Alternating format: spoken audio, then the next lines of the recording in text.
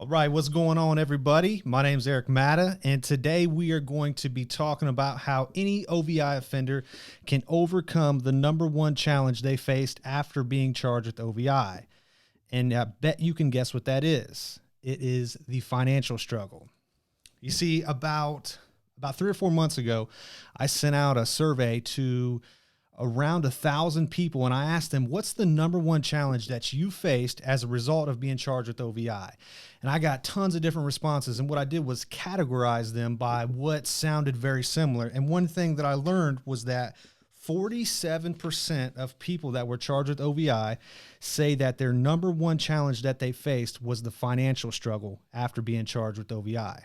Now, I personally can relate because I've shared before, back when I was 18 or 19, I got charged with drinking and driving. I lost my license. I lost my job. I wrecked my car.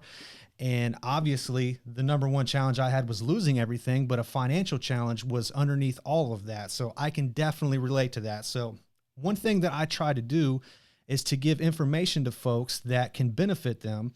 And one thing I did was I wrote a short report. It's about 15 pages long, but it's how any OVI offender can save money by using community resources in their community to help them pay for things that they already pay for. So I'm going to be giving you 3 or 4 different tips that you can use if you've been charged with OVI to help you save money, because the holidays are coming up. And nobody ever wants to spend money on OVI offenses. And, the charges can be from, court fines, reinstatement fees, driver's license fees, insurance fees, attorney fees, OVI program fees, wrecking your car, not being able to get back and forth to work. So the financial struggle is a real thing after you've been charged with OVI. So when you take a look at someone's financial situation, and the cool thing is we get to do this on a weekend basis to meet with folks and help understand their struggles on a deeper level.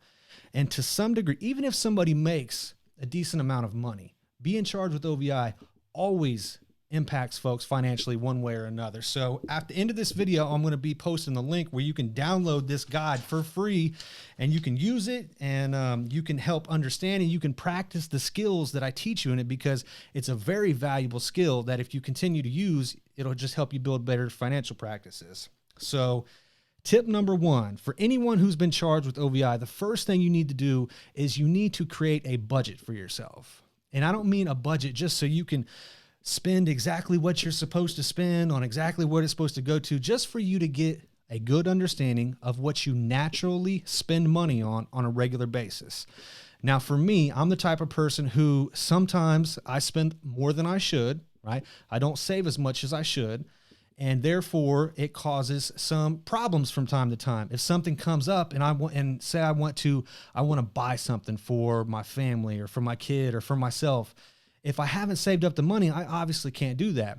But God forbid something tragic would happen, and a tree fall on my house or something crazy happens, and I need money to fix something or buy something to get myself out of a hole, I might not have it. But if I'm able to budget my money and write out everything that I spend money on a regular basis, I'm talking house payment, car payment, insurance, gas, food, electric bill, gas bill, just to understand what my budget looks like, right? Just by doing that one exercise right there, I or you or anybody is going to get a better understanding of what your financial situation looks like, right?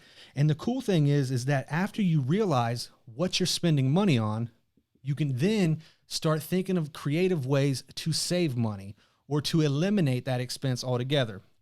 For example, if you regularly spend $700 a month on food, right? Let's say you go to the grocery store and you spend $700 a month on food.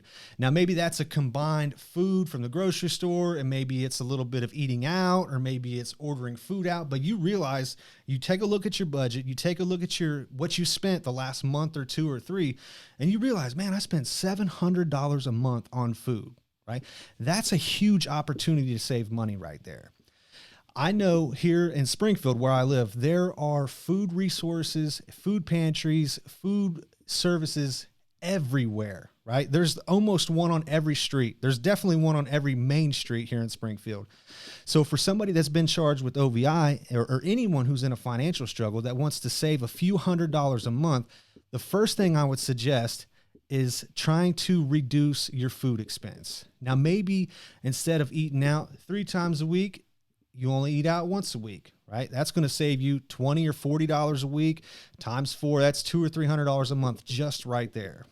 Now, I know I've heard a lot of people say, well, I'm not the type of person who I shouldn't have to go to a food pantry, or I'm better than that. I hear that all the time.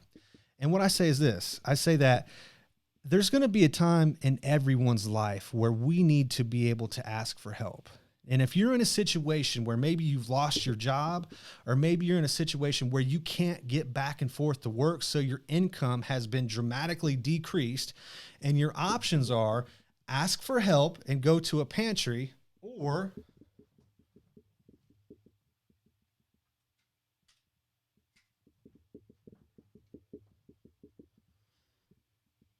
sorry about that.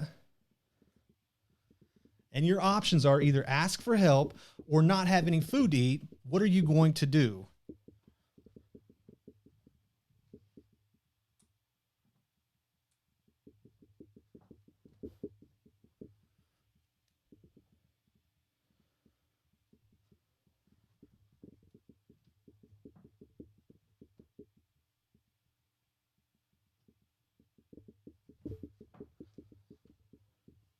All right, there we go. Sorry about that. So then again, so if you are in a position to where your options are either ask for help and get the help that you need and feed yourself and feed your family, or not ask for help and be able to not feed yourself and not feed your family and not provide for the ones that you care about, you got to weigh the pros and the cons there. Now, I know that, going to a food pantry or asking for help, or even like couponing, or, whatever creative ways you can think of just to save money on those food costs, that's something not many people want to do. But you got to keep in mind that this is temporary. If you've recently been charged with OVI, this is not a permanent situation for you, but you must be able to do what you have to do when you have to do it. And if you don't, you're going to have consequences there as well. So tip number 1 is definitely budgeting. You have to be able to know what you're spending money on a regular basis, figure out what you can eliminate, figure out what you can reduce, and figure out ways you can save. And I would almost guarantee that anyone that does that simple exercise right there and actually does it well can save $200 or $300 or $400 a month for a few months, long enough to be able to pay off some OVI expenses. Now, I've read some research that says the average person that's charged with OVI spends $2,500 on their OVI charge altogether, which is a lot of money right there. I mean, it's not something that I don't have $2,500 laying around that I could just throw out the window if I was charged with OVI. So I would assume that a lot of other people don't either. So number 2, right? After you budget, you have to figure out what you can eliminate, Now, I get it. Not everybody wants to eliminate the things that they enjoy doing. I like going out to eat. I like the Netflix, and I like the subscriptions, and I like all the things that I enjoy doing. But if I was in a financial bind and I had to choose between watching Netflix or paying for all these subscriptions that I have, and keeping my head above water and paying my bills, like there's just things that have priority in my life, and I need to be able to be aware of what those things are. That way, when I do want to save some money, or I do catch myself in a financial bind, I know exactly what to do. So the budgeting, the eliminating expenses, reducing the waste, those all 3 kind of go hand in hand. But that's what we teach OVI offenders at our driver's intervention program, because we know when folks come in and have to pay us hundreds of dollars to stay at a hotel and be there all weekend, they're upset about that. Like, especially 6 weeks before Christmas. We've got a full class this weekend, and I know a lot of those folks would have rather spent that money on Christmas presents for their family or their children than to spend money on a hotel and stay with us for the weekend. I know that set them back. And a lot of other people end up, a lot of people who work in a restaurant job have to take the entire weekend off, and it hurts everybody. So this is my favorite right here, and this is the one I wanted to talk about. So a good way that folks can not only save money, but also generate more revenues after you've been charged with OVI. This is where you can really get creative right here. Most people have a job, right? Most people get paid an hourly wage to go to work for a certain amount of hours every single week. They know what day they get paid. They know how much they get paid. And the sad part about that job is that no matter how hard you work, you get the same amount of pay at the end of the week. So if you're somebody who works a normal job and you work really, really, really hard and you're the best one that's on the team and you're like helping everybody and doing twice the work everybody else is doing, you're still getting paid the same as Joe, who's right next to you, who's lazy and shows up late and doesn't do anything that he's supposed to do, right? That's a problem for somebody who's trying to increase the amount of money they have so they can either save money or pay for stuff or do things that they enjoy doing, especially if they've been charged with OVI. So what I suggest to that person is you have to get creative and generate more streams of income, right? So one thing that you could do is simply sell the stuff in your house that you don't use, right? I'm sure if I looked around my house and was, with my wife's permission and said, hey, we're going to sell a bunch of this stuff that we don't use because we got these bills to pay or we got this unforeseen expense that we have to take care of, right?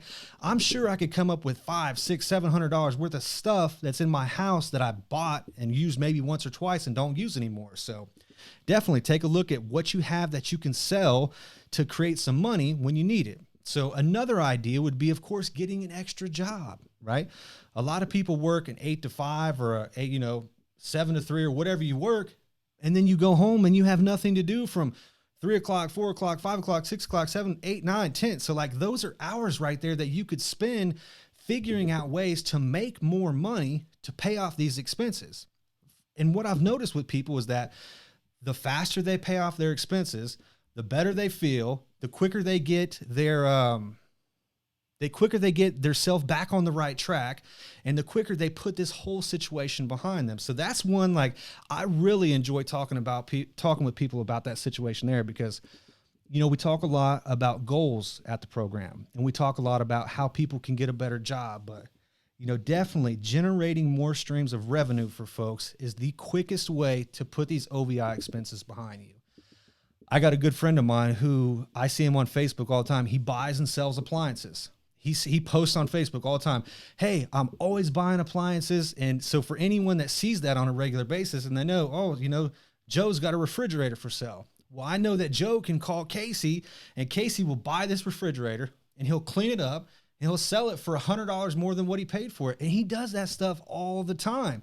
And I would bet that he makes probably an extra at least $200 or $300 a week doing that right there, just buying and selling used stuff, right? So that's one I encourage everybody to explore if you have the ability to do so. Another thing is, if you have any type of yard tools and if it comes down to it and if somebody knocked on my door today with a rake in their hand and said, hey, I will rake all your leaves, bag them up and sit them out on the street for $50, I would pay them $50 to rake my leaves up. And I bet there's 10 or 15 other people in my neighborhood who would pay somebody $50 to bag up their leaves and put them on the end of the street so the street people can come pick up your leaves and take them away. You could make an extra $300 or $400 this weekend just by doing some manual labor. But the problem is most people look at their problems and they think, why the system screwed them over and it's the cops' fault and, it's everyone else's fault. But if you're willing to take responsibility for what you've done and you're willing to accept that it's your responsibility to get yourself out of the hole you've dug yourself in, this is really possible. So I just wanted to hop on here real fast. I apologize for the technical difficulties. I'm still trying to figure this stuff out a little bit. Again, I'm going to post this link that you can click and download this whole entire workbook right here. I mean, it's like 15 pages long. I spent a lot of time putting these ideas together that folks can use to save money. The title of it is The Secret Guide to Saving $300 a Month to Pay for Your OVI Expenses. Some would say, oh, that sounds misleading. It's not misleading. If you do what is very simple to do, it's very possible that you can save money, dig yourself out of the hole that you possibly are in, and move forward. So if you have any questions, comment below. I'll definitely hop back on and answer them. So I'll talk to you next time. Done.